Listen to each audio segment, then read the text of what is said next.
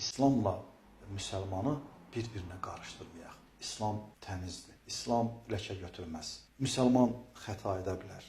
Müsəlman günah edə bilər bir insan kimi. Müsəlmanın hansısa bir xətasını, günahını İslamda görməyək. İslama yapışdırmayaq. İslamla müsəlmanı bir-birindən ayıraq. Bizim cəmiyyətimizdə çox təəssüflər olsun ki, belə bir anlayış var. Hansısa bir xəta edən, səhv edən, yanlış bir hərəkət edən müsəlmanın o səhvi, o xətasını İslama yapışdırırlar. Halbuki İslam ləkə götürməz.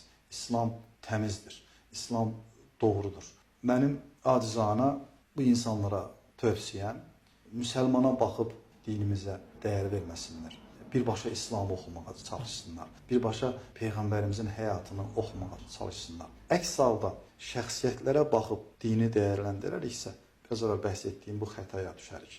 Müsəlman xəta edə bilər. Bir insan kimi xəta edə bilər. Amma İslam xətasızdır. Allahın göndərmiş olduğu din xətasızdır. Peyğəmbərimizin həyatını oxuyaq. Birbaşa İslamı oxuyaq. Quranı oxuyaq. Hədisləri oxuyaq. Hansısa qonşumuzda namaz qılan filan kəs bu səhv hərəkəti etdi deyib o səhv hərəkəti, o xətanı İslama yapışdırmayaq. Çox mühüm məsələdir, Araz müəllim.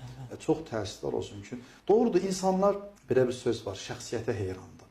Şəxslərə baxırlar əsasən. Bugün namaza başlayanların da böyük əksəriyyəti birbaşa İslamın dini oxuyub namaza başlamayıblar.